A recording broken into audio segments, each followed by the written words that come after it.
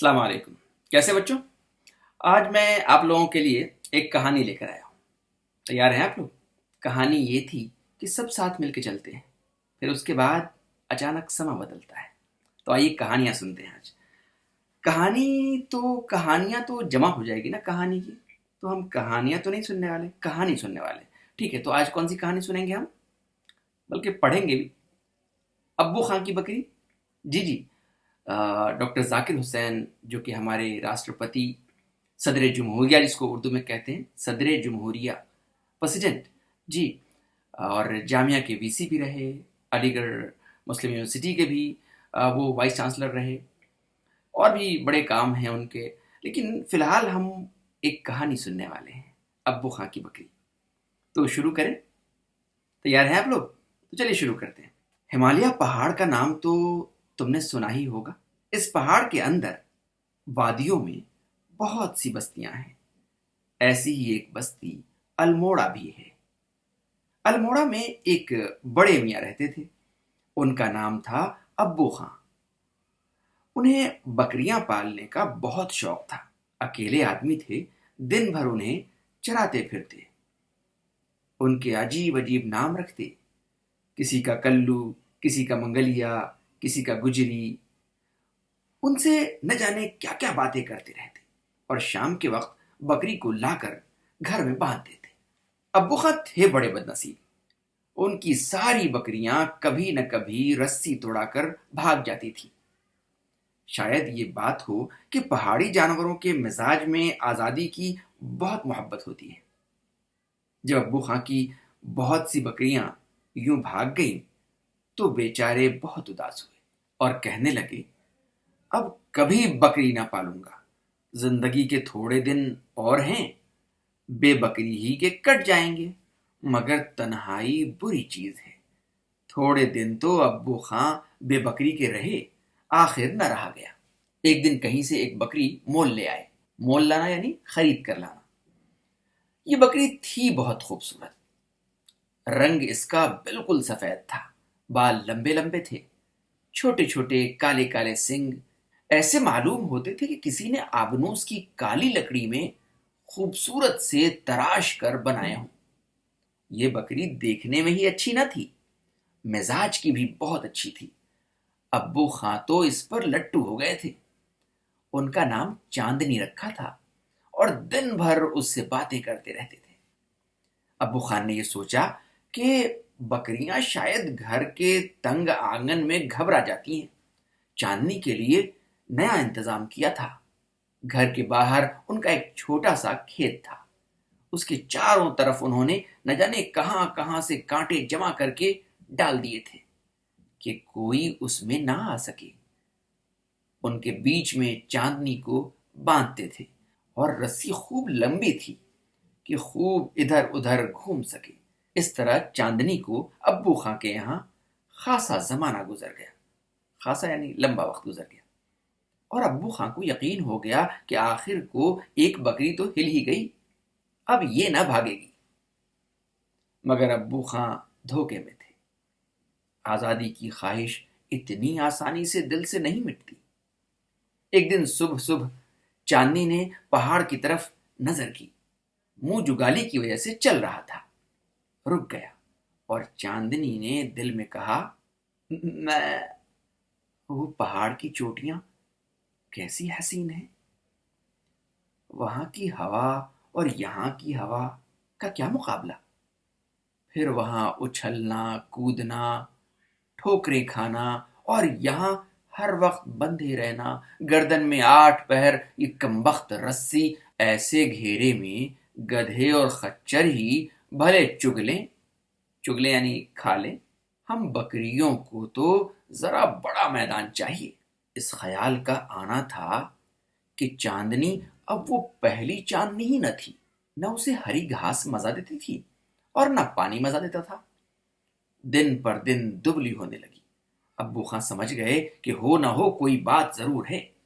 ایک صبح جب ابو خان نے دودھ دوہ لیا تو چاندنی نے ان کی طرف منہ پھیرا اور اپنی زبان میں کہا، میں ابو خان میاں میں اب تمہارے پاس رہوں گی تو مجھے بڑی بیماری ہو جائے گی، مجھے تو تم پہاڑ ہی میں چلا جانے دو۔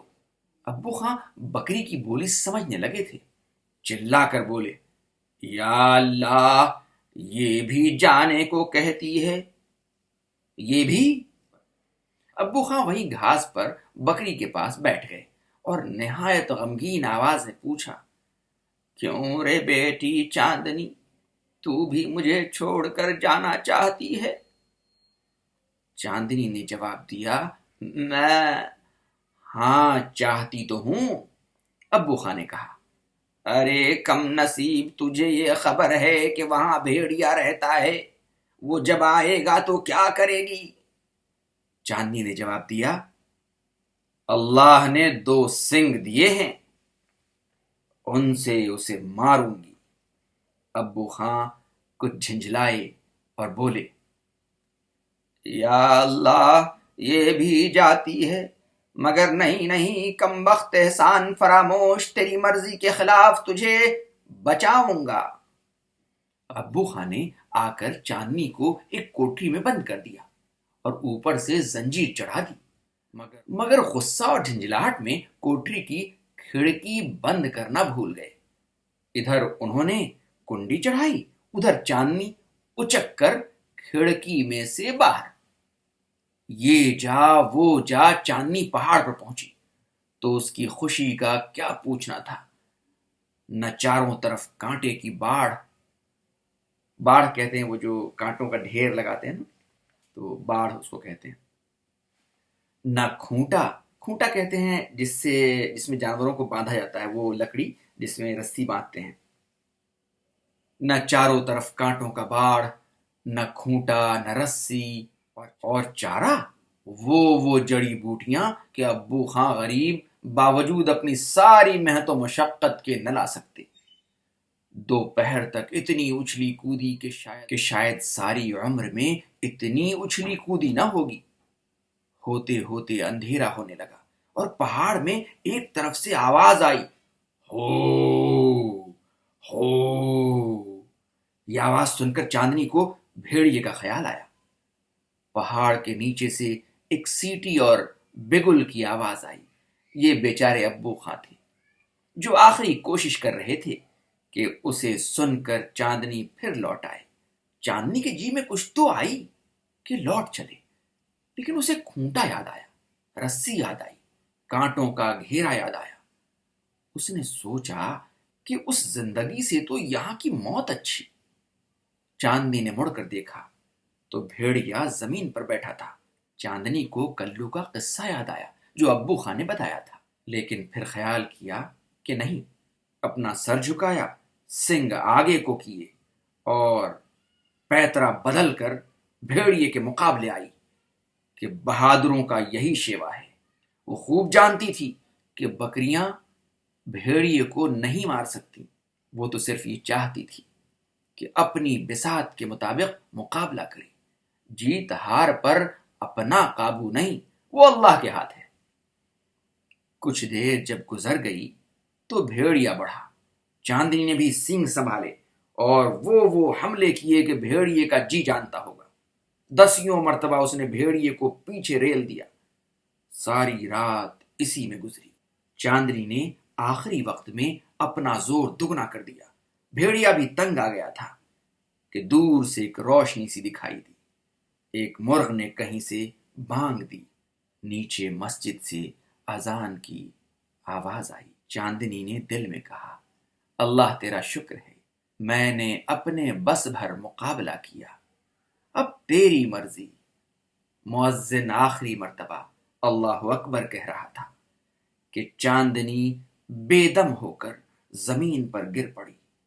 اس کا سفید بالوں کا لباس خون سے بالکل سرخ تھا۔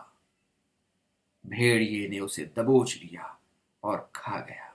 درخت پر چڑیاں بیٹھی دیکھ رہی تھیں، ان میں بحث ہو رہی تھی کہ جیت کس کی ہوئی۔ سب کہتی تھیں کہ بھیڑیا جیتا۔ ایک بوڑھی سی چڑیا تھی، وہ مصر تھی، یعنی بضد تھی کہ چاندنی جیتی۔ ڈاکٹر ذاکر حسین۔ اس کہانی سے کیا معلوم ہوا؟ آزادی کی خواہش، اپنی طاقت بھر برائی کا مقابلہ کرنا، یہ آپ کی ذمہ داری ہے۔ شکست اور فتح اس کے ہاتھ میں ہے، لیکن ساتھ ہی اپنے بڑے بزرگوں کی باتوں کو بغیر پلاننگ کے، بغیر کمال حاصل کیے ٹھکرا دینا، ذمہ داریوں کا خیال نہ کرنا، اپنی دنیا کو، اپنے چھوٹے سے گھر کو کھلے میدان کے بالمقابل بیکار جاننا، یہ اکثر نقصان دہ ہوتا ہے۔ اکثر نئے بچے بچیاں دنیا کی چکا چوند میں بہت تیزی سے اپنا کلچر، اپنا رویہ، اپنے باپ ماں کی تعلیمات، ان کی فکر، ان کی تہذیب، ان سب کو ایک سیکنڈ میں چھوڑ کر آگے بڑھنے کی کوشش کرتے ہیں، اور اکثر وہ دنیا میں کھو جاتے ہیں، انہیں کوئی پوچھنے والا نہیں ہوتا۔ نہ جانے کتنے بھیڑیے ایسی کتنی بیٹے بیٹیوں کا شکار کر لیتے ہیں۔ تو مقابلہ اچھی چیز ہے، آزادی کی خواہش بہت اچھی چیز ہے۔